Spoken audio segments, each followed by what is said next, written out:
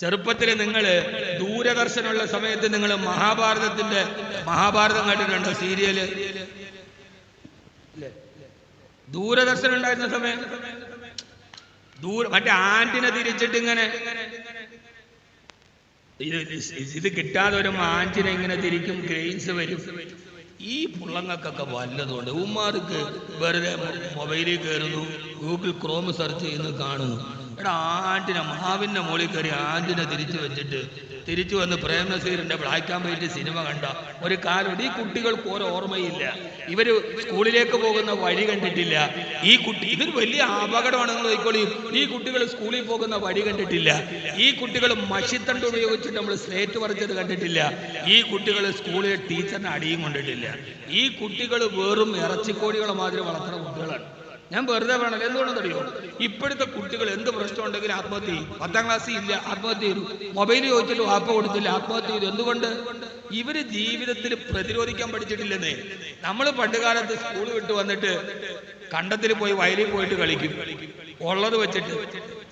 ആ വയലിൽ വെച്ച് നമ്മൾ കളിച്ചിട്ട് ആദ്യത്തെ കളി തോക്കുമ്പോൾ നമ്മളെ കളിയാക്കും. നമ്മളെല്ലാം കൂടെ കൂടിയിട്ട് പറയും അടുത്തതിന് കാണാടാന്ന്. തോക്കൂല നമ്മള്. അടുത്തതിനെല്ലാം കൂടെ കളി തിരിച്ചു പിടിക്കാൻ കള്ളക്കളിയും കള്ളക്കണക്കും പറഞ്ഞ് എങ്ങനെയും ഒക്കെ ആടിയും പിടിയും തള്ളലും ചെളിയൊക്കെ ആയിട്ട് അത് ജയിക്കും. അപ്പൊ മറ്റവന് വാശിയായി. അപ്പൊ പറഞ്ഞു, അപ്പൊ മകന് വാങ്ങി വിളിക്കാൻ സമയം 10 മിനിറ്റേ ഉള്ളൂ. അപ്പൊ പറയും 4 ഓവർ ഒരു കളിയും കൂടെ. ഇത് ജയിച്ചാല് ആ 4 ഓവർ ഒരു മരണക്കളിയാ. എങ്ങനെയും ജയിക്കാനുള്ള കളി. അതിലൊരുത്തം തോക്കും. അപ്പോഴും നമ്മള് തലകുനിച്ച് പോകുമ്പോ പറയും നാളെ കാണാം. നമ്മൾ പരാജയപ്പെടുന്നതിനെ കുറിച്ച് നമ്മൾ ചിന്തിച്ചിട്ടില്ല. ഇവർക്ക് കളിയിടങ്ങളില്ല. ഇവര് രാത്രിയിൽ ഡാർക്ക് റൂമിൽ കയറി ഇരുന്നിട്ട് ഇവരുടെ നഖത്തിന്റെ 4-1 വലിപ്പമില്ലാത്തൊരു ചിപ്പിൽ കളിച്ചിട്ട് തോറ്റുപോയാൽ ഇവർ ആത്മഹത്യ ചെയ്യും. കാരണം ഇവര് ജീവിതം പഠിച്ചിട്ടില്ല. ഇവര് മണ്ണിന്റെ മണ പറഞ്ഞിട്ടില്ല. ഇവര് ദാരിദ്ര്യം എന്താണെന്ന് അറിഞ്ഞിട്ടില്ല. ഇവര് വാപ്പാടെ ജീവിതം കണ്ടിട്ടില്ല. നമ്മൾ വാപ്പാടെ ജീവിതം കണ്ടിട്ടുണ്ട്. വാപ്പ വയലിൽ പോയിട്ട് സന്ധ്യയാകുമ്പോ മണ്ണ്, ആ വാപ്പാടെ അധ്വാനത്തിന്റെ മണ്ണുള്ള തോർത്ത് നമ്മൾ കണ്ടിട്ടുണ്ട്. ആ തോർത്തുമായിട്ട് വന്ന വാപ്പാക്ക് വെള്ളം ചൂടുകൊണ്ട് താഴെ കൊതുമ്പും കോഞ്ഞാട്ടയും ചിരട്ടയും വെച്ച് ഉമ്മ ഊതി വാപ്പാക്ക് കുളിക്കാനുള്ള വെള്ളം ചൂടാക്കി വെച്ചിട്ട് ഉമ്മ കിണറിന്റെ കരയിൽ വാപ്പ വരുന്നത് കാത്തിരിക്കുന്നത് നമ്മൾ കണ്ടിട്ടുണ്ട്. ഇന്ന് ഹീറ്റർ ഇടാൻ പറഞ്ഞാൽ പറയും നിങ്ങളുടെ അടിമയാവാനല്ല എന്റെ വാപ്പാനെ പറഞ്ഞിട്ട്. വാപ്പാടെ കഷ്ടപ്പാട്. ഈ വാപ്പായും ഉമ്മായും ജീവിക്കുന്നത് കണ്ടിട്ടാണ് നമ്മൾ വളർന്നത്. അതുകൊണ്ട് നമുക്ക് ജീവിതം അറിയാം. ഈ കുട്ടികളെ മുഴുവനും നമ്മൾ ഈ ചെറിയ www.com വളർത്തുന്ന കുട്ടികൾ ജീവിതത്തിൽ തളർന്നു പോകും. കാരണം ഇവര് കഷ്ടപ്പാട് അറിഞ്ഞിട്ടില്ല, ഇവര് ജീവിതം അറിഞ്ഞിട്ടില്ല. അതുകൊണ്ട് കുട്ടികളെ അങ്ങനെ ഒരു കാലം ഉണ്ടായിരുന്നു. ആ കാലം വല്ലാത്തൊരു കാലമായിരുന്നു. ആ ഒരു വല്ലാത്ത കാലം. ആ കാലം അറിയുന്ന കുട്ടികൾ ജീവിതത്തിൽ പരാജയപ്പെട്ടു പോവില്ല. അള്ളാഹു നമുക്ക് ജീവിതം പഠിക്കാൻ അള്ളാഹു തൗഫീക്ക് നൽകട്ടെ. ആമീൻ പറയും മനുഷ്യന്മാരെ. അള്ളാഹു തൗഫീക്ക് നൽകട്ടെ. ആ കാലത്ത് മഹാഭാരത സീരിയൽ കാണും ഇല്ലേ? ഞാൻ കണ്ടിട്ടുണ്ട്. ആ കണ്ടത് എവിടെയാണെന്നറിയോ? ഞങ്ങളുടെ നാട്ടിൽ ഒരു ക്രിസ്ത്യാനി തറവാടുണ്ട്. ഒരിക്കലെ കൊച്ചമ്മയുടെ വീട്ടിൽ നമ്മൾ പോകും. നമ്മളാണെങ്കിലോ രാവിലെ വയലിൽ പോയി കടന്ന് ടയറും ഇതെല്ലാം ഓടി നമ്മൾ ഒരു സൈക്കിൾ ടയർ ഇങ്ങനെ അടിച്ചടിച്ച് പോയി കൊച്ചമ്മയുടെ വീട്ടിലോട്ട് പോണ സൈക്കിൾ കയറി അടിച്ചിട്ടാണ്. ആ പോണ വഴിക്ക് ഇങ്ങനെ അടിച്ചടിച്ച് അവസാനം വരണ ഈ പോഷകാഹാരം ഉണ്ടല്ലോ, അത് നമ്മൾ ആ വരുന്ന പോഷകാഹാരം ഇങ്ങനെ തൂത്തിട്ട് നമ്മൾ അവിടെ പോകും. അത് ഈ നിക്കറിലൊക്കെ കാണും, ചെറിയ പാൻറ്റിലും ഒക്കെ. പോയിട്ട് ചോദിക്കും കൊച്ചമ്മ TV ഒന്ന് ഇട്ട് വരുമോ? അന്ന് കാഞ്ഞാറ് ഒരു സ്ഥലത്തെ TV ഉള്ളൂ. ആ TV അവിടുത്തെ ഏറ്റവും വലിയ ക്രിസ്ത്യൻ കുടുംബമായിരുന്ന കൊച്ചമ്മയുടെ വീട്ടിലാണ്. അവിടെ പോയി ഞങ്ങളിരിക്കുമ്പോൾ അവർ വലിയ സമ്പന്ന കുടുംബമാണ്. എന്നാൽ പോലും ഞങ്ങളൊരു 10-15 മുസ്ലിം കുട്ടികളുണ്ടാവും, ഹിന്ദു കുട്ടികളുണ്ട്, എല്ലാവരും ഉണ്ട്. അവര് സന്തോഷത്തോടെ അവരെ സ്വീകരണം മുറി തുറന്ന് ആ സെറ്റിയുടെ മൂലയിൽ ഞങ്ങൾക്ക് TV ഇട്ട് തരും. ഞങ്ങൾ അവിടെ പോയിരുന്ന മഹാഭാരതം കാണും. ഇപ്പോഴത്തെ കുട്ടികൾക്ക് പറഞ്ഞാൽ മനസ്സിലാവുമോ? സോഷ്യൽ മീഡിയയിൽ വർഗീയതയും ജാതിയും മാത്രം കേൾക്കുന്ന നിങ്ങൾക്ക് ഇതുവല്ല മനസ്സിലാവൂ? ആ ഓർമ്മകളൊക്കെ ഇന്നും മനസ്സിലുള്ളതുകൊണ്ടാണ് ഞങ്ങൾക്ക് വർഗീയത പറയാൻ പറ്റാത്തത്. മരിക്കുന്നവരെ ഒരു മതത്തിന്റെ പേരിൽ ഒരു മനുഷ്യന് വിഭജിക്കാൻ കഴിയാത്തത് ഈ ഓർമ്മകൾ നെഞ്ചകത്തിന്റെ ഉള്ളിലുള്ളത് കൊണ്ടാണ്. പെരുന്നാളിന്റെ തലേന്ന് വീട്ടിൽ പത്തിരിയും തേങ്ങാച്ചോറും ഉണ്ടാക്കാൻ തേങ്ങയില്ല. ഒരിക്കലെ കൊച്ചമ്മയുടെ വീട്ടിൽ പോയിട്ട് പറയും, കൊച്ചമ്മ 2 തേങ്ങ തരുമോ? ഒരു 10 ഏക്കർ സ്ഥലത്തിന് നടുക്കാൻ. ആ ക്രിസ്ത്യാനി കൊച്ചമ്മയുടെ വീട്ടിലെ തേങ്ങ കൊണ്ടുവന്ന് അരഞ്ഞിട്ടാണ് പിറ്റേ ദിവസം പെരുന്നാളിന് തേങ്ങാച്ചോറ് ഉണ്ടാക്കിയത്. നമുക്കങ്ങനെ വർഗീയത പറയാൻ പറ്റുക? ഞാൻ പറഞ്ഞാൽ അതിലേക്ക് ഒത്തിരി മുകളിലേക്ക് പോകും. അള്ളാഹു നമ്മളെ കാത്തുരക്ഷിക്കട്ടെ. യേശു ഈശ്വരൻ അല്ലാ ഇത്യാദി വിളിയെല്ലാം ഏകനാമൊരുവന്റെ തൃച്ചെവികളിലത്രേ. അവനവന്റെ തൗഹീദിനെ സൂക്ഷിക്കുകയും അവനവന്റെ ദീനിനെ സൂക്ഷിക്കുകയും മനുഷ്യരോട് സൗഹാർദ്ദത്തോടെ പെരുമാറുകയും ചെയ്യാന്നുള്ളതാണ്. അതാണ് ദീൻ. അവനവന്റെ ആദർശത്തെ സൂക്ഷിക്കുക, എന്നിട്ട് എല്ലാവരും മനുഷ്യരായി കാണാൻ പറ്റും. അള്ളാഹു തൗഫീഖ് ചെയ്യട്ടെ. ആ മഹാഭാരതത്തിലൊരു രംഗമുണ്ട്, അത് പറയാനാ പറഞ്ഞത്. സമയായ ആ സമയത്ത് അതിനകത്തുണ്ട് ഈ പാണ്ഡവരുടെ കൊട്ടാരത്തിലേക്ക് കൗരവര് വരും. ദുര്യോധനും ദുശാസനും. ലോകത്തിലെ ഏറ്റവും ഗതികെട്ട പിതാവാണ് ധൃതരാഷ്ട്രർ. കാരണം 101 മക്കൾക്കും ദൂ ചേർത്ത പേരിട്ടത്. ദുസ്വഭാവം. ദുര്യോധനൻ, ദുശാസനൻ, ദുശാസനൻ, അങ്ങനെ പേരിട്ട ആളാണ് ധൃതരാഷ്ട്രർ. ആ ധൃതരാഷ്ട്രരുടെ മക്കളാണ് കൗരവര്. പഞ്ചപാണ്ഡവര് 5 പേര്. അതിൽ കർണനും കൂടിയുണ്ട്. കർണൻ സൂര്യപുത്രനാണ്, പക്ഷെ സൂതപുത്രനായിട്ടാണ് ജീവിക്കേണ്ടി വന്നത്. വെള്ളം കുടിക്കാതെ ബക്കറ്റ് എടുക്കാൻ. അപ്പൊ ഈ പാണ്ഡവരുണ്ടാക്കിയ കൊട്ടാരത്തിലേക്ക് കൗരവര് വരികയാണ്. ആ കൊട്ടാരത്തിന്റെ മുമ്പിലെത്തിയപ്പോ ഒരു തടാക ഇങ്ങനെ ഒഴുകുന്നു. ഇവിടെ എന്നെ നോക്ക് എന്റെ പൊന്നു മനുഷ്യന്മാരെ, തടാക ഇങ്ങനെ ഒഴുകുന്നു. അപ്പൊ കൗരവരെന്ത് ചെയ്തു? ആ തടാകത്തിലെ വെള്ളത്തിൽ മുണ്ട് തന്നെയായിരിക്കും, മുണ്ടിങ്ങനെ പൊക്കി. അപ്പൊ ശ്രീകൃഷ്ണൻ അപ്പുറത്ത് നിന്നിട്ട് പറഞ്ഞു, ഇത് തടാകമല്ല, മുകളില് ഗ്ലാസ് സ്ഫടികമുണ്ട്, താഴെ വെള്ളമാണ്, അതുകൊണ്ട് മുണ്ട് പൊക്കണ്ട, നടന്നു വന്നോളാൻ പറഞ്ഞു. فلما رأته حسبته لجة وكشفت عن ساقيها قال إنه سرغ ممرد من قوارير. മഹാനായ സുലൈമാൻ നബിയുടെ കൊട്ടാരത്തിലെ ബൽക്കീസ് രാജ്യ സന്ദർശനത്തിന് വരുമ്പോ വകശഫത് അൻ സാഖൈഹാ, കാലിന്റെ ഭാഗത്തുനിന്ന് വസ്ത്രാഞ്ചലം ഇങ്ങനെ ഉയർത്തുമ്പോ മഹാനായ സുലൈമാൻ നബി പറയുന്നുണ്ട്, ബൽക്കീസേ ഖാല ഇന്നഹു സർഹും മുമറദും മിൻ ഖവാരീർ. അത് അവിടെ കിടക്കുന്നത് തടാകമല്ല, അതിന്റെ മുകളിൽ സ്ഫടികമാണ്. എന്തിച്ചിട്ടുണ്ടോ ഇതേവരെ?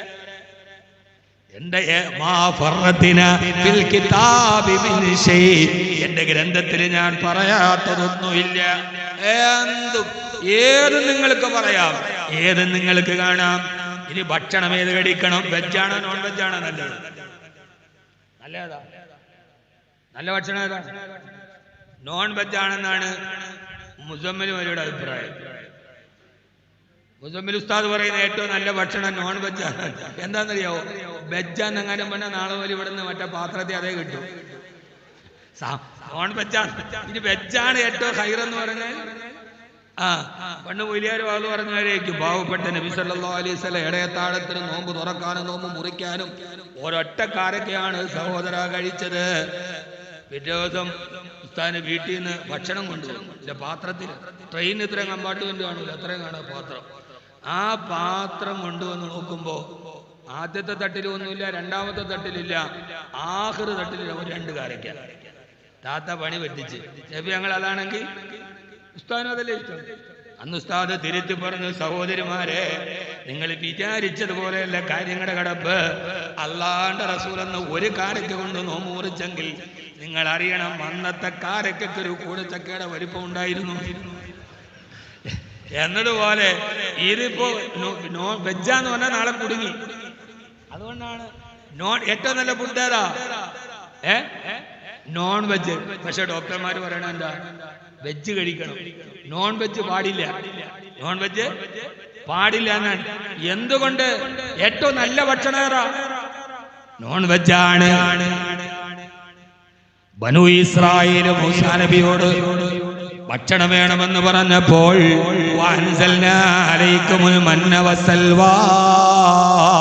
എല്ലാവർക്കും മണ്ണും സൽവയും കൊടുത്തു. അത് കാടപ്പക്ഷിയുടെ ഇറച്ചിയും കട്ടിത്തേനുമായിരുന്നു. ഇറച്ചി കട്ടിത്തേനില് എന്തോ ഇറച്ചി പിന്നെ നിങ്ങളുടെ ഇരിപ്പ് കണ്ട എല്ലാവരും ചൊരക്കയുടെ വെള്ളം കുടിച്ചിട്ട് കിടക്കുന്നത്. കാടപ്പക്ഷിയുടെ ഇറച്ചി കട്ടിത്തേലിൽ മുക്കി തിന്നണം. അൽഫാമ് മയോണൈസില്, ഷവായി. നമ്മുടെ ഹോട്ടലിലെ ഒരു മെനു ഉണ്ടല്ലോ, ചിക്കൻ അൽഫാമ്, ചിക്കൻ മധുബൂത്ത്, ചിക്കൻ മജ്ബൂസ്, ചിക്കൻ മുഖാലഫത്തുൽ ഹവാദിദി, ചിക്കൻ ഖിയാമും ബിൻ നഫ്സ്, ഇങ്ങനെ കുറെ സാധനം ഉണ്ടല്ലോ. അതിനകത്തൊന്നാണ് ഷവായി, അല്ലേ? ഷവായി എന്ന് പറഞ്ഞാൽ കോടിയെ തൊലി ഉരിച്ചിട്ട് ആ തൊലിയിലേക്ക് തീയെടുത്തിട്ട് പൊള്ളിക്കുന്നതാണ് ഷവായി, അല്ലേ? നസ്സാഅതൻ ലിശ്ശവാ തദൂമൻ അദ്ബറ വതവല്ലാ. നസ്സാഅതൻ ലിശ്ശവാ. നാളെ നരകവാസികളുടെ അദാബിനെ പറയുമ്പോ പടച്ചവൻ പറയുന്ന, ഖുർആൻ പറയുന്ന പേരാണ് ഷവായി. നസ്സാഅതൻ ലിശ്ശവാ.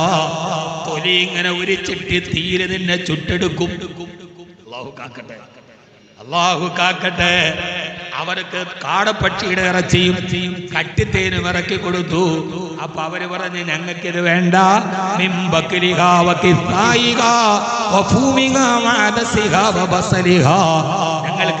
ഞങ്ങൾക്ക് പയറ്, ഉള്ളി, സവാള, അങ്ങനെ ഞങ്ങൾക്ക് വെജ് മതി, നോൺ വെജ് വേണ്ട. അപ്പൊ മൂസാ നബിയുടെ ഒരു ചോദ്യമുണ്ട്, ബനു ഇസ്രായീലേ,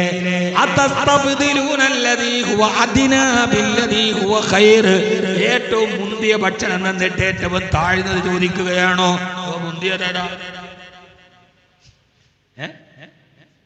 നോൺ വെജ്. ഖുർആൻ നോൺ വെജ് നന്നായിട്ട് കഴിച്ചോ? എന്തുകൊണ്ട് നമ്മളോട് വെജ് കഴിക്കാൻ പറ്റുന്നറിയോ? പഴയ നല്ല നാടൻ കോഴിയുടെ ഇറച്ചിയൊന്ന് ഉപ്പുമ്പാക്കത ഇപ്പോഴും 2 മണിക്കൂർ സുഖമായിട്ടിരിക്കുന്നു. നമ്മൾ ഈ ബ്രോയിലർ കോഴിയെ തിന്നിട്ടാണ് നമുക്ക് രോഗം. നല്ല നാടൻ കോഴിയെ തിന്ന് അവർ ഇപ്പോഴും എന്ത് ചെയ്യുന്നു? 60-70 വയസ്സിൽ അവർ കളിക്കുന്നുണ്ട്. നമ്മൾ ഈ ബ്ലോക്ക് കോഴിയെ തിന്ന് 40 വയസ്സാകുമ്പോൾ കാളവണ്ടി അഴിച്ചിട്ട് മാറി എവിടെയെങ്കിലും കിടക്കും. ചക്രം അവിടെ. അപ്പൊ ഏറ്റവും നല്ല ഫുഡ് ഏതാ? നോൺ വെജാണ്. ഇങ്ങനെ വിശുദ്ധ ഖുർആൻ ഞാൻ അവസാനിപ്പിക്കുകയാണ്. ഈ വിശുദ്ധ ഖുർആൻ എല്ലാം നമ്മളെ പറയുന്ന കൂടെ അള്ളാഹുവിന്റെ ഖുർആൻ പറഞ്ഞതാണ്. ഇനി നിന്റെ വീട് എവിടെയാണ്? ഇനി നിന്നെ കാണാം, നിന്റെ വീട് കാണണോ? നിന്റെ വീട് കാണണോ? നമ്മുടെ വീട് കാണണോ? നമ്മളെ മാത്രമല്ല, നമ്മുടെ വീടതിനുണ്ട്. വിശുദ്ധമായ ഖുർആനിൽ ഒരു സൂറത്തുണ്ട്, ഒരു സ്വലാത്തിലേക്ക് സല്ലല്ലാഹു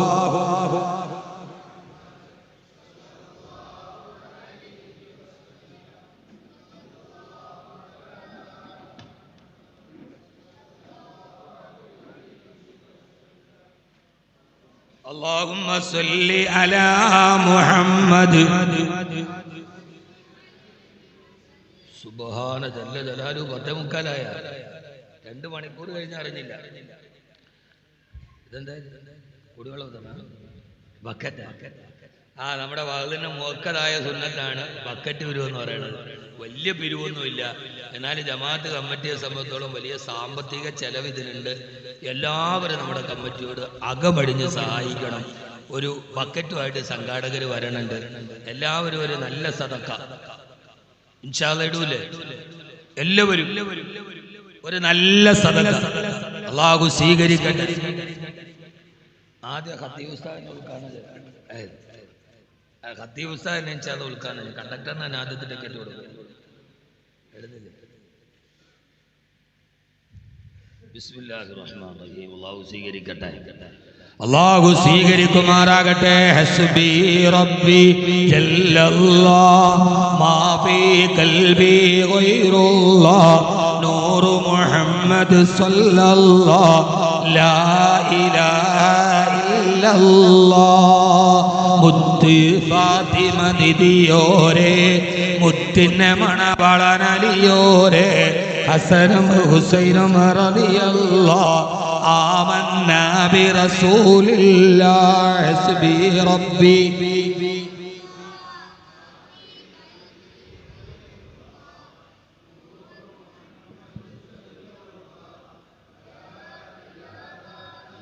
അല്ലാഹു സ്വീകരിക്കുമാറാകട്ടെ. വിശുദ്ധമായ ഖുർആനിലെ 114 സൂറത്തുകളുണ്ട്.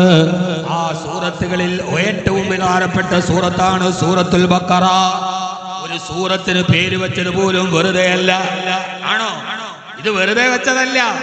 എല്ലാ സൂറത്തുകൾക്കും പേര് വെക്കാൻ കാരണമുണ്ട്. അത് പറയാനുള്ള സമയം നമുക്കില്ലല്ലോ. വിശുദ്ധ ഖുർആൻ ഒരു സൂറത്താണ്, സൂറത്തുൽ അൻകബൂത്ത്. സൂറത്തുൽ പോളിംഗ് ബൂത്ത് അല്ല, അതിനൊക്കെ വിട്ടാരാ പോയി. സൂറത്തുൽ അൻകബൂത്ത്. അൻകബൂത്ത് എന്ന് പറഞ്ഞാൽ അർത്ഥം എന്താ?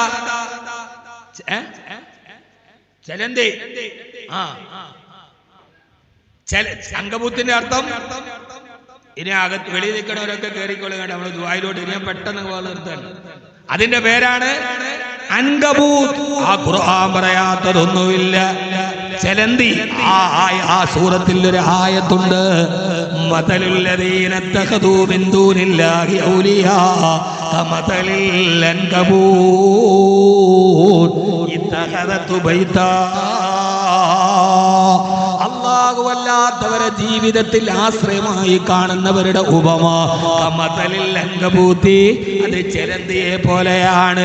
എന്താ ചെലന്തിയുടെ പ്രത്യേകത? ഇത്തഖദതു ബൈതാ. ആ ചെലന്തി ഒരു വീട് നിർമ്മിക്കുന്നുണ്ട്. ശ്രദ്ധിച്ചു കേൾക്കണേ മുഅ്മിനേ മുഅ്മിനത്തേ, ഈ ഖുർആൻ ഇത് ജീവിച്ചിരിക്കുന്നവർക്ക് മുന്നറിയിപ്പ് വരാൻ വന്നതാണ്. ലോകത്തിലെ ഏറ്റവും ദുർബലമായ വീട് ചെലന്തിയുടെ വീടാ. ലോകത്തിലെ ഏറ്റവും ദുർബലമായ വീട് ചെലന്തിയുടെ വീടാ. ലോകത്തിലെ ഏറ്റവും ദുർബലമായ വീട് ആരുടെ വീടാ? എന്തുകൊണ്ട്? ഇതൊന്നും വളരെ ദുർബലമാണ്. എന്താണ് അതിന്റെ കാരണം?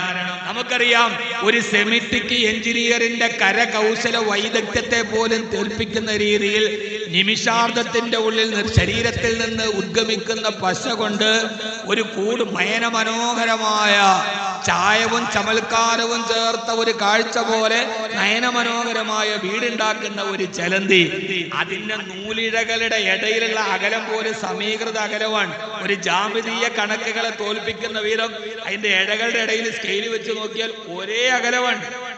അത്ര ആ വീട് കാണാൻ എന്ത് മനോഹരമാണ് വെളിയിൽ നിന്ന് നോക്കിയാല്. എന്നാൽ കാറ്റൊന്നടിച്ചാൽ, വിരളൊന്ന് തൊട്ടാൽ ആ വെളിയിൽ നിന്ന് മനോഹരമായി തോന്നുന്ന വീട് പൊട്ടിപ്പോവും. ലോകത്തിലെ ഏറ്റവും ദുർബലമായ വീട് ചെലന്തിയുടെ വീടാണ്. അതുകൊണ്ടാണ് ഖുർആൻ അങ്ങനെ പറഞ്ഞെന്നാണ് നമ്മൾ കരുതിയത്. അല്ല, അതുകൊണ്ടല്ല. ശ്രദ്ധിച്ചേക്കണേ, ഞാൻ വളർത്താൻ. അതുകൊണ്ടല്ല, പിന്നെ എന്തുകൊണ്ട്? ആ ഖുർആനിലൊരു പ്രയോഗമുണ്ട്, ഇത്തഖദതു ബൈതാ. വീടുണ്ടാക്കുന്നത് പെൺചലന്തിയാണ്. ഒരുവരെ കേൾക്കണേ, ഇത്തഖദ ബൈത എന്ന് പറഞ്ഞാൽ ആൺചലന്തി. അതിനകത്തൊരു താവ് ചേർത്താൽ ഇത്തഖദത്ത്. അത് അറബി ഭാഷയുടെ പ്രത്യേകത. ഇത്തഖദത്ത് ഇത്തഖദ ബൈത. നമ്മൾ പറയും, ഞാൻ ഓതുമ്പോ ഒരു വാവല്ലേ പോയുള്ളൂ, പാടില്ല. ഫക്കാലഹ എന്ന് പറഞ്ഞാൽ അപ്പൊ തന്നെ പറഞ്ഞു. ഫാ പറയേണ്ട അടുത്ത് വാവ് പറഞ്ഞു. അർത്ഥം മാറി അല്ലേ? വലിയ മുദരിസാണ്, നമ്മളതൊന്നും പറയാൻ പറ്റിയിട്ടില്ല. ഓതിപ്പം വായായി പോയി, അർത്ഥം മാറി. കാരണം ഫായിന് വേറെ അർത്ഥമാണ്.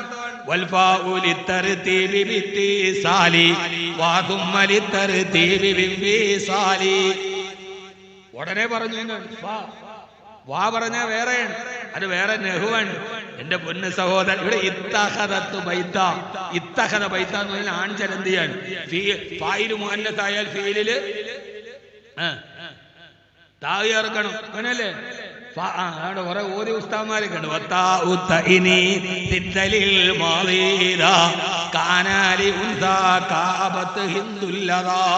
എന്നാണ് ഇത്തഖദത്തു ബൈത. വീടുണ്ടാക്കുന്നത് പെൺചലന്തിയാണ്. ആ ആൺചലന്തി വെളിയിൽ നിന്ന് സഹായിക്കലേ ഉള്ളൂ. ഉണ്ടാക്കണതാരാ? പെൺചലന്തി. പൈസ വെളിയിൽ നിന്ന് കൊടുക്കുന്നവരാ? ഭർത്താവ് ആൺചലന്തി. അവിടെ നിന്ന് ഗൾഫിൽ നിന്ന് ഇങ്ങനെ ഇങ്ങനെ കൊടുക്കണാരാ? ആൺചലന്തി. നാട്ടിൽ ഉണ്ടാക്കണാരാ? ഇത് ഏത് ഗ്രന്ഥം പറയോടോ? ഇങ്ങനെ എടോന്നല്ലാട്ടാ, എങ്ങനെ പറയാ ബീവിങ്ങളെ? എങ്ങനെ പറയും? അവസാനം വീട് പൂർത്തിയായി കഴിഞ്ഞാൽ പെൺജലന്തി ആൺജലന്തിയെ കൊല്ലും. എന്നിട്ട് പെൺജലന്തിയും മക്കളും കൂടി ജീവിക്കാൻ തുടങ്ങും. കുറെ കഴിയുമ്പോൾ മക്കൾ അമ്മയെ കൊല്ലും. എന്നിട്ട് ഈ മക്കളും മരുമക്കളും കൂടി ജീവിക്കും.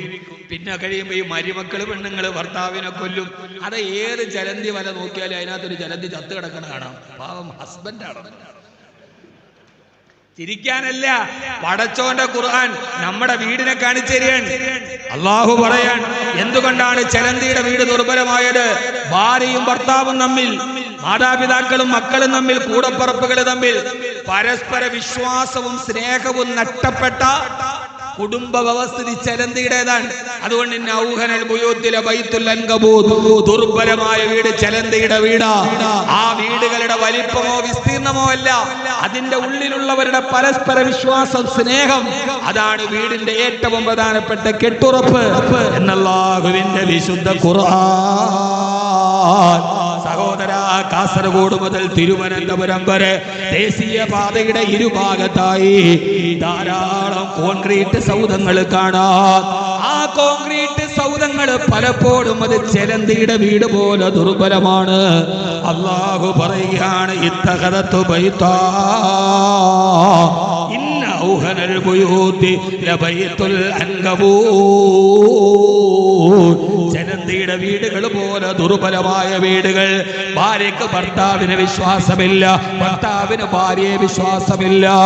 ലഹരിക്കടിമയായി മാതാവിനെ കഴുത്തറത്ത് കൊല്ലുന്ന മക്കളുടെ നാട്, ഭർത്താവിനെ വിഷം വെച്ച് കൊല്ലുന്ന ഭാര്യയുടെ നാട്, തന്റെ മക്കളെ പ്രസവിച്ച് തനിക്ക് വേണ്ടി ജീവിതം മാറ്റിവെച്ച ഭാര്യയെ കഴുത്തറത്ത് കൊല്ലുന്ന ഭർത്താക്കന്മാരുടെ നാട്, പിശാചുക്കൾ പാർക്കുന്ന വേതാള നഗരം പോലെ ഈ ഭൂമി അതപ്പതിച്ചു പോകുമ്പോ, കുടുംബ ബന്ധങ്ങൾ തകർന്നു പോകുമ്പോ, എന്റെ പ്രിയപ്പെട്ട സഹോദരാ സഹോദരി, അല്ലാഹുവിന്റെ വിശുദ്ധമായ ഖുർആൻ നമ്മുടെ വീടുകളെ കുറിച്ച് പറയാ. ഒരു ശാസ്ത്രവും ഞാൻ പറഞ്ഞിട്ടില്ല. അത് ഇൻഷാ അല്ലാഹ് സമയമുള്ളപ്പോ പിന്നീട് ഒരു സമയത്ത് നമുക്ക് അതിനെ കുറിച്ച് ചർച്ച ചെയ്യാം.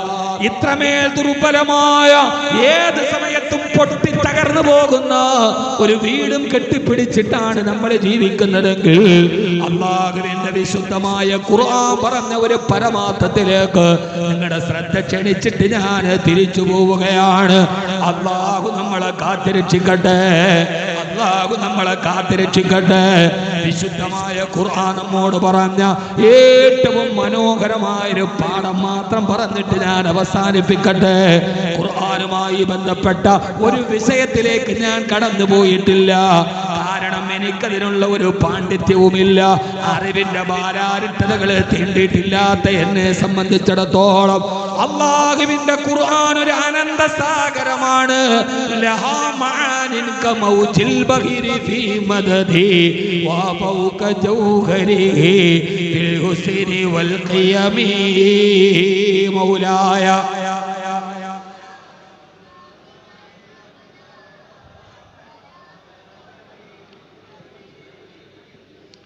فلا تعد ولا تحصى عجائبها ولا تسام على الإقدار بالسامي. അതിന്റെ അത്ഭുതങ്ങളുടെ കവാടം തുറന്നാൽ നമുക്കാർക്കും മനസ്സിലാക്കാൻ കഴിയാത്ത പ്രപഞ്ച സിദ്ധാവായ പടച്ചറപ്പിന്റെ രഹസ്യങ്ങളുടെ കലവറയാണത്. അത് തുറക്കാൻ കഴിയുന്ന ഏറ്റവും വലിയ വിജ്ഞാനം നമ്മൾ ഉണ്ടാവണം. അതുകൊണ്ടാണ് നമ്മുടെ പ്രിയപ്പെട്ട മുസമ്മിൽ മൗലവി വാക്കവിയാക്കിയിട്ടും ധാരാനിയായിട്ടും പിന്നെയും പഠിക്കുന്നുണ്ടല്ല. ഇമാം റാസി പറഞ്ഞ വ്യാഖ്യാനമല്ല ഇമാം സാവി റഹിമഹുല്ലാ പറഞ്ഞ വ്യാഖ്യാനമല്ല ഇബ്നു കഥീർ പറഞ്ഞ വ്യാഖ്യാനമല്ല മഹാനായ ഇമാം ജമലിന്റേത്. കടലിന്റെ തിരമാല പോലെയാണ് ഖുർആന്റെ വ്യാഖ്യാനം. ഒരു തിരമാല വരുമ്പോൾ നമ്മൾ ഓർക്കും ഇതാണ് വലുതെന്ന്, അടുത്തത് വരുന്നത് ഇതിനേക്കാൾ വലുതാണ്, അതിനടുത്തത് വന്നത് അതിനേക്കാൾ വലുതാണ്. പഠിക്കും തോറും വിശാലമാകുന്ന പ്രാപഞ്ചിക രഹസ്യങ്ങളുടെ കലവറകളെ തുറന്നു തന്ന വിശുദ്ധ ഖുർആന്റെ പഠിതാക്കളായിട്ട് നിങ്ങൾ മാറണം. ഈ രണ്ടുപേരെ ഹാഫിള എന്ന് പഠിച്ച പറഞ്ഞാൽ അവര് ആസ്ട്രോണമി പഠിച്ചെന്നാണ്, അവര് ജോഗ്രഫി പഠിച്ചെന്നാണ്. പറയാറ് വിട്ടുപോയത് പോയതെന്ന് ഓർമ്മിപ്പിച്ചേക്കാം. സൂര്യനെ തന്നെയാണ് സത്യം, അതിന്റെ പ്രകാശത്തെ തന്നെയാണ് സത്യം. അതിന്റെ അർത്ഥം സൂര്യപ്രകാശത്തിന് എന്തോ പ്രത്യേകതയുണ്ടെന്നാണ്. സഹോദര, ലോകത്തിലെ ഏറ്റവും വേഗതയുള്ളത് എന്തിനാണ്? പ്രകാശത്തിനല്ലേ. ഒരു പ്രകാശ വേഗത എന്ന് പറഞ്ഞാൽ 1 സെക്കൻഡ് കൊണ്ട് 2,99,792.5 കിലോമീറ്റർ. ഒരൊറ്റ സെക്കൻഡിന്റെ ഉള്ളില് ഏതാണ്ട് 3 ലക്ഷം കിലോമീറ്റർ. 2,99,792.5 കിലോമീറ്റർ 1 സെക്കൻഡ് കൊണ്ട് സഞ്ചരിക്കുന്ന ലോകത്തിലെ ഏറ്റവും വേഗത സൂര്യപ്രകാശത്തിനാ. അതുകൊണ്ടാണ് വശംസി വളുഹാ, സൂര്യന്റെ പ്രകാശത്തെ തന്നെയാണ് സത്യം.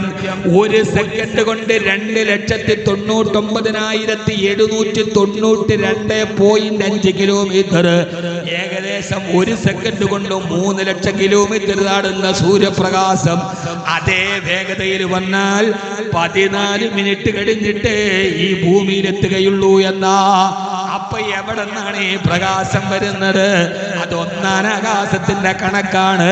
അതിനപ്പുറത്തേക്ക് 2-ാം ആകാശവും 3-ാം ആകാശവും 4-ാം ആകാശവും കടന്നുപോയിട്ടില്ല.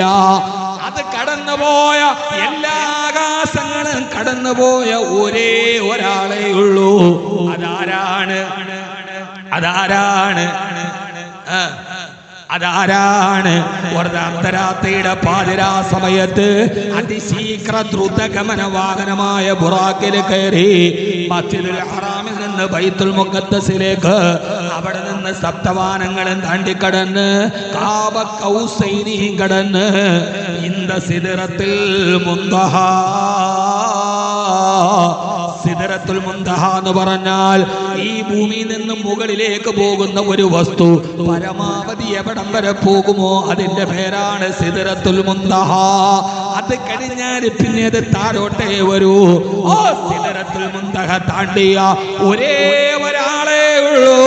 അത് ബുറാക്കിലെ കയറി പോയ നബി മുഹമ്മദ് മുസ്തഫ സാഹിബ് ബുറാഖി വറഫറഫിൽ ഇലാ റസൂലുള്ളാഹ് സലവാത്തുൻ തഹിയാത്തുൻ അലൈഹിസ്സലാം. ഹബീബായ നബി തങ്ങൾ നമ്മളോട് പഠിപ്പിച്ച ഒരേ ഒരു കാര്യം, ലോകത്തിലെ ഖുർആൻ പറഞ്ഞ ഒരു വിശ്വാസിയോട് ഖുർആൻ പറഞ്ഞ ഏറ്റവും പ്രധാനപ്പെട്ട ഒരു മെസ്സേജ് പറഞ്ഞ് ഞാനിതിനെ അവസാനിപ്പിക്കട്ടെ. ലോകത്തിലെ ഒരു ഡയറക്ടറും ഒരു സംവിധായകനും താൻ നിർമ്മിച്ച സാധനം മോശമാണെന്ന് പറഞ്ഞിട്ടേ ഇല്ല. ഇവിടെ എന്നെ ശ്രദ്ധിക്ക്, ഒരൊറ്റ മനുഷ്യനും അയാൾ ഉണ്ടാക്കിയ സാധനം മോശമാണെന്ന് പറയില്ല. പറയോ? ആരേലും പറയോ? ഉണ്ടാക്കിയ ഡയറക്ടർ തന്നെ ഈ സാധനം മോശമാണ്. ആരേലും പറയോ? ഗംഗാജലത്തിൽ നിർമ്മിച്ച സോപ്പ്, ജലത്തിൽ എങ്ങനെയാണോ സോപ്പ് ഉണ്ടാക്കുന്നത്? പരസ്യം നിയമാനുസൃതമായ നുണപ്രചരണമാണ് ബെഞ്ചമിൻ ഫ്രാങ്ക്ലിൻ പറഞ്ഞിട്ടുണ്ട്. ഏത് സാധനം ഉണ്ടാക്കിയാലും ആള് പറയും ഈ സാധനം ഉണ്ടാക്കിയ ഡയറക്ടർ ഒരു സാധനം ഉണ്ടാക്കിയിട്ട് പറയും മോശമാണ്. ഇന്നേ വരെങ്ങനെ ആരെയും പറഞ്ഞിട്ടുണ്ട്. ഈ കസേര ഉണ്ടാക്കിയ ആള് പറയും 4 പേരിരുന്നാലും പൊട്ടൂല്ല, അപ്പം വേണേ നമ്മൾ മുമ്പ് ചെറിഞ്ഞു കാണിക്കും. ഇത് പൊട്ടുന്ന ഏതെങ്കിലും ഒരാള് ഒരു സാധനം ഉണ്ടാക്കിയിട്ട് ഇത് മോശമാണെന്ന് പറയും. അങ്ങനെ പറഞ്ഞ ഒരു ചരിത്ര ലോകത്തിൽ ഉണ്ടായിട്ടില്ല. എല്ലാം ഉണ്ടാക്കി വെച്ചിട്ട് ഇത് മോശമാണെന്ന് ആരും പറയില്ല. ഇപ്പൊ ഞാൻ ഈ തൊപ്പി മേടിക്കാൻ വേണ്ടി ഒരു കടയിൽ പോയി. അപ്പൊ ആ കടക്കാരൻ എന്നോട് പറഞ്ഞു, ഈ തൊപ്പി ഇത് മെയ്ഡ് ഇൻ ബംഗ്ലാദേശാണ്, ഇത് അലിഫിന്റെ തൊപ്പിയാണ്. ഇയാൾ ഇതിന്റെ ഫലായിൽ പറയാൻ വേണ്ടി തുടങ്ങി. എന്നിട്ട് അയാൾ പറഞ്ഞു ഇത് 54 ഇഞ്ചാണ്, വാക്കവി നിങ്ങൾക്ക് വെച്ചാൽ നന്നാവും. എന്നിട്ട് എന്നോട് പറഞ്ഞു എന്റെ തലയിൽ നിങ്ങൾ വെച്ചു, നിങ്ങൾ വെച്ചിട്ട് കണ്ണാടിയിൽ നോക്കി എന്ത് മൊഞ്ചാ നിങ്ങളെ കാണാൻ. ഈ തൊപ്പി തലയിൽ വെച്ചിട്ട് എന്നോട് വെച്ച് എങ്ങനെയുണ്ട് കാണാൻ? ഞാൻ ഒരു കുഴപ്പമില്ല, അത്രയും ഭാഗത്ത് വൃത്തിയോട് മാറി. ഇത് മറിച്ചാൽ പിന്നെ ഇത്രയും ഭാഗത്ത് കൂടി അവരോട് അങ്ങനെയൊന്നുമല്ല, ഇത് നല്ലതാണ്, ഇത് പിന്നെ ഇത് വകത് പറയുന്നവർക്ക് വേണ്ടി മാത്രം ഉള്ളതാണ്. നിങ്ങൾ പ്രസംഗിക്കുമ്പം ഭയങ്കരമായിട്ട് ചൂടാവും. അപ്പൊ അത് പോകാൻ വേണ്ടി ഇതിൻ്റെ ഇടയിൽ ഹോള് വിട്ടിട്ടുണ്ട്. അതുകൊണ്ട് അതിന് ഇയാൾ ബലായിൽ ഇത് ഉണ്ടാക്കിയ ആളേക്കാൾ ബലായിൽ സെയിൽസ്മാൻ പറയാൻ തുടങ്ങി. അതിനകത്ത് ഹോള് വിട്ടിട്ടുണ്ട്. ഇനി അത്യാവശ്യം നല്ല മഴക്കാലത്ത് വയലിൽ മീനെ പിടിക്കണമെങ്കിൽ അതും പിടിക്കാം, വലിയ മീഹാരി ബൂഹറ എന്ന് ഇയാള് ഈ സാധനത്തെ കുറിച്ച് ഇത് ഏറ്റവും നല്ല സാധനമാണെന്ന് പറഞ്ഞു. ആ സെയിൽസ്മാൻ ലോകത്ത് ആരേലും പറയോ ഞാൻ ഉണ്ടാക്കി വെച്ച ഒരു സാധനം മോശമാണ്? അങ്ങനെ പറഞ്ഞിട്ടുണ്ടെങ്കിൽ അത് ഒരേ ഒരു സാധനത്തെ കുറിച്ചാ. അല്ലാഹുല്ലദീ ഖലഖസ് സമാവാതി വൽ അർള, ഈ ആകാശത്തെയും ഭൂമിയെയും ഭുവനത്തെയും ഈ ഭൂമിയെയും ഈ ഭുവനത്തെയും ഗഗനത്തെയും ചന്ദ്രനെയും സൂര്യനെയും തരുക്കളെയും താരകങ്ങളെയും കടലിനെയും കരടിയെയും എന്ന് വേണ്ട, ലോകത്തുള്ള സകലമാന വസ്തുക്കളെ കിഴക്കുതിക്കുന്ന സൂര്യനെയും രാത്രിയിൽ പുഞ്ചിരിക്കുന്ന നക്ഷത്രങ്ങളെയും എല്ലാം ഒരുക്കി വെച്ച്, ഈ സസ്യങ്ങളെയും ഈ പച്ചപ്പിനെയും എല്ലാം ഒരുക്കി വെച്ച് ഈ ദുനിയാവിനെ മനോഹരമായി സംവിധാനിച്ചിട്ട് അതിന്റെ സംവിധായകൻ പറയാ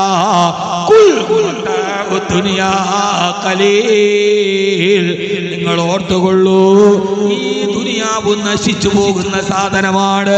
ഞാനീ നിർമ്മിച്ച ഈ മനോഹരമായ നിർമ്മിതി ഇതേത് സമയത്ത് നശിച്ചു പോകുന്നതാ. വൽആഖിറതു ഖൈറും വഅബ്ഖാ, എന്നു ശേഷിക്കുന്നത് അല്ലാഹുവിന്റെ ആഖിറമാണ്.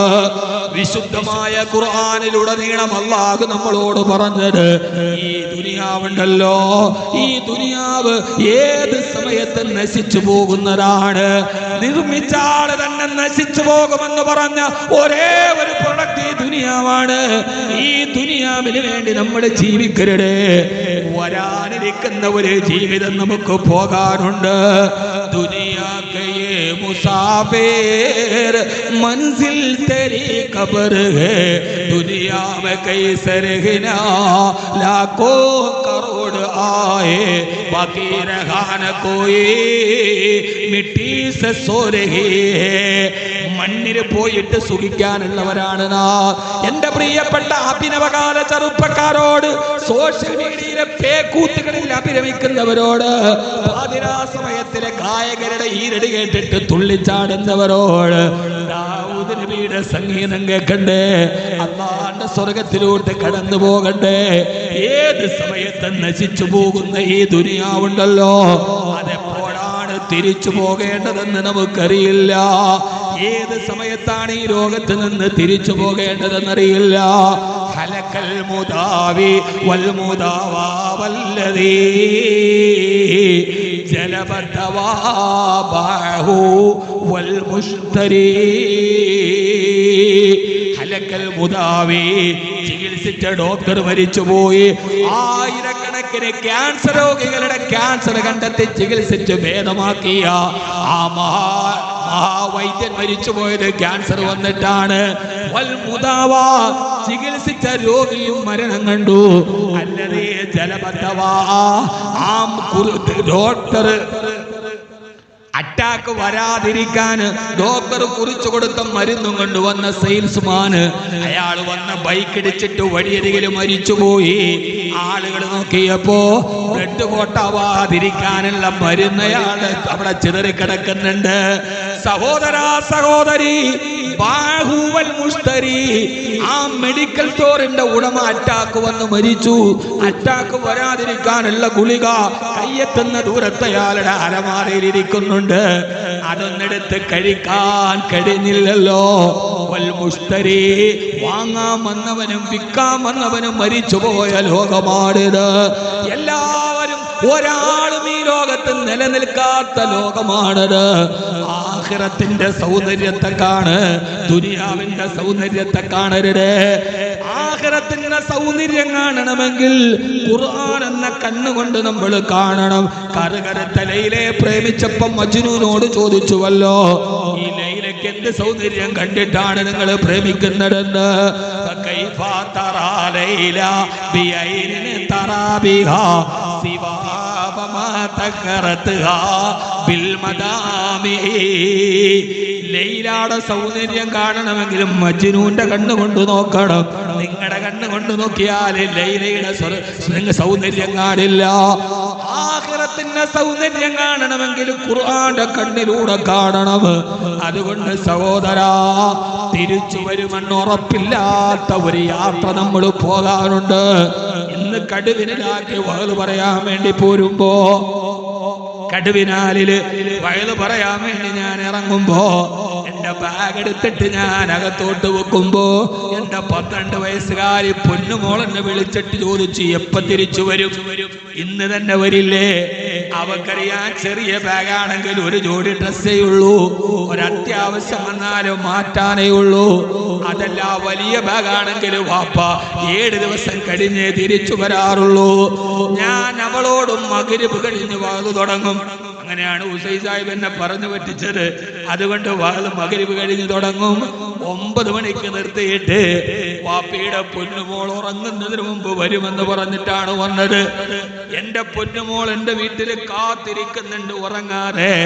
സഹോദര സഹോദരി, ഞാൻ എങ്ങാനും തിരിച്ചു വീട്ടിലെത്തുമ്പോ അഹമ്മദ് കബീറിന്റെ തണുത്തുറഞ്ഞ ശരീരമാണ് വീടിന്റെ ഉമ്മറപ്പടിയിലെത്തുന്നതെങ്കിൽ കാത്തിരുന്ന പൊന്നുമോളന്റെ കാത്തിരുന്നവരുടെ മുമ്പിൽ എന്റെ മയ്യത്താണ് എത്തുന്നതെങ്കിൽ ഏതു പാതിരാത്രി എത്തിയാലും എവിടെ എത്തി അലാറം വെച്ചെഴുന്നേറ്റ് വിളിച്ച് വീടിന്റെ വാതിൽക്കൽ എന്നെ മുഖം കാണുന്നത് വരെ ഞെട്ടിയുണർന്നെന്നെ കാത്തിരിക്കുന്ന എന്റെ പ്രിയപ്പെട്ടവൾ എന്റെ പൊന്നുമക്കൾ അവരുടെ മുമ്പിൽ തണുത്തുറഞ്ഞ മയ്യത്താണ് എത്തുന്നതെങ്കിൽ വീടിന്റെ ഉമ്മറപ്പടിയിൽ നിരത്തിയിട്ടിരിക്കുന്ന എന്റെ മുമ്പിൽ ആ കുഞ്ഞുങ്ങൾ വന്നിട്ട് നെഞ്ചത്തടിച്ച് നിലവിളിക്കില്ലേ, കണ്ണു പറക്കുപ്പാ. അരുമക്കിടാങ്ങൾ വാപ്പയെ വിളിക്കുന്നേ, അതിനുത്തരം ചെയ്യാതെന്ന് നീ കിടക്കുന്നേ. അരുമക്കിടാങ്ങൾ വാപ്പയെ വിളിക്കുന്നേ, അതിനുത്തരം ചെയ്യാതെന്നു നീ കിടക്കുന്നേ. എന്റെ പൊന്നുമോളെന്നെ വിളിക്കുന്നുണ്ട്. എനിക്ക് പറയാൻ ആഗ്രഹമുണ്ട്, മോളെ എന്ന് വിളിക്കണമെന്ന് ആഗ്രഹമുണ്ട്. ഒരാൾ 2 മണിക്കൂർ പ്രസംഗിച്ചാൽ ഏറ്റവും വന്ന് 2 ലക്ഷം അക്ഷരങ്ങൾ പറയുമെന്നാണ്. ഒരു ദിവസം 2 ലക്ഷം അക്ഷരം പറഞ്ഞ എന്റെ ഈ നാക്ക് അനങ്ങുന്നില്ലല്ലോ. എന്റെ പ്രിയപ്പെട്ടവൾ വന്നിട്ട് എവിടെ പോയാലും പറയാതെ പോവാത്ത മനുഷ്യ എന്നോട് പറയാതെ നിങ്ങൾ എവിടെ പോയെന്ന് ചോദിച്ച് അവൾ എന്നെ നെഞ്ചത്തടിക്കുമ്പോ എനിക്ക് അവളോട് പറയണമെന്നുണ്ട്, മോളെ വിഷമിക്കണ്ട വിഷമിക്കണ്ട. വലിമൻ ഖാഫ മഖാമ റബ്ബിഹി ജന്നത്താൻ. നിന്റെ വാപ്പാക്ക് 2 സ്വർഗമുണ്ടെന്ന് പറയണമെന്ന് എനിക്ക് ആഗ്രഹമുണ്ട്. പക്ഷേ എന്നെ നാവനങ്ങുന്നില്ലല്ലോ. അവിടെ നിന്ന് 6 അടി മണ്ണിലേക്ക് എന്റെ ശരീരത്തെ കൊണ്ടുപോയി വെക്കുമ്പോ വീട്ടിൻ്റെ ഉള്ളിൽ നിന്ന് നിലവിളി വീരുന്നൊരു നേരമുണ്ട്. വീട്ടിലെ മെത്തയും വിട്ടു വിരിഞ്ഞ് കാട്ടിലാറടി മണ്ണാണ്. ചേലിൽ ചെന്ന് കിടക്കണ നമ്മുടെ മേലെ വരുന്നത് കല്ലാണ്. ഇലയും മേൽ തണ്ണീരതും ചേർത്തു മണ്ണതിനാലെ മറമാടും കാപറുജോറിലെ മറമാടും.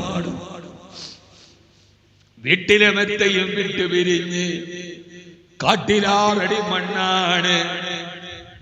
ഇന്നെന്റെ ഞാൻ എന്റെ സൗകര്യത്തിന് ഒരുക്കിയിട്ടുണ്ട്. ഞാൻ നേരത്തെ പറഞ്ഞതുപോലെ യാത്രകളുമ്പോൾ ക്ഷീണം തോന്നാത്ത വാഹനം എനിക്കുണ്ട്. ഒരല്പം കൂടി മുമ്പോട്ട് പോയപ്പോ എന്റെ കൂടെ ജീവിതത്തിൽ എന്നെ സഹായിക്കാനും ഒരു സഹായത്തിന് വേണ്ടി എന്റെ ശിഷ്യനെ തന്നെ ആദ്യം കൂടെയുണ്ട്. 24 മണിക്കൂർ നിഴല് പോലെ എന്റെ ഡ്രൈവറായി അല്ല, എന്റെ സഹയാത്രികനായി, എന്റെ കൂടപ്പിറപ്പിനെ പോലെ എന്റെ ഭാര്യ സഹോദരനുണ്ട്. ഏത് സമയത്തും അവരെന്റെ കൂടെ നിഴല് പോലെയുണ്ട്. പക്ഷേ വെള്ളത്തുണിയിൽ പൊലിഞ്ഞിട്ട് കാരാളി ഓണം പള്ളിയുടെ 6 അടി മണ്ണിലോട്ട് ഇറക്കുമ്പോ കാത്തു സൂക്ഷിച്ച ശരീരത്തിലേക്കും മണ്ണ് വാരിയിടുന്നതും അവര് തന്നെയാണ്. ഹബീബായ നബി തങ്ങൾ വഫാത്തായപ്പോ ഫാത്തിമ ബീവി ചോദിക്കുന്നുണ്ടല്ലോ അനസ് റളിയല്ലാഹു അൻഹുവിനോട്, അനസേ അത്താബത്ത് അംസുക്കും മന തഹുതുവല റസൂലുള്ളാഹി സ്വല്ലല്ലാഹു അലൈഹി വസല്ലമ അത്തുറാബ്. എന്റെ ഹബീബിന്റെ ശരീരത്തിലേക്ക് എങ്ങനെ നിങ്ങൾ മണ്ണിട്ടു അനസ്?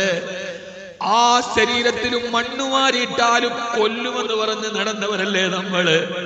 ആ ശരീരത്തിലെ കമ്പ് വന്നപ്പോഴല്ലേ തൽഹത്ത് ബിൻ ഉബൈദ നെഞ്ചിരത് പിടിച്ചു വാങ്ങിച്ചു. ആ ശരീരത്തിൽ മുള്ളുകൊള്ളാതിരിക്കാനല്ലേ ഹുബൈബ് റളിയല്ലാഹു അൻഹു തൂക്കിലേറിയത്. ആ ശരീരത്തിലേക്ക് എങ്ങനെ മണ്ണുമാരിയിട്ടനസേ? എല്ലാം അടക്കി വെച്ചിട്ട് മൂടുപലക വെച്ചും മണ്ണിട്ട് മൂടി മൈലാഞ്ചി ചെടി അടയാളം വെക്കുന്നൊരു ദിവസം വരാനുണ്ട്. ആരും നമ്മുടെ കൂടെയില്ല, ഒരാളും നമ്മുടെ കൂടെയില്ല. സഹോദരാ, കൂടെ വരാൻ എന്തെങ്കിലും ജീവിതത്തിൽ ഉണ്ടാവണം. അതുകൊണ്ടാണ് ഖുർആൻ പറഞ്ഞത്, അതുകൊണ്ടാണ് ഖുർആൻ പറഞ്ഞത് മത്താഉദ് ദുനിയാ ഖലീൽ.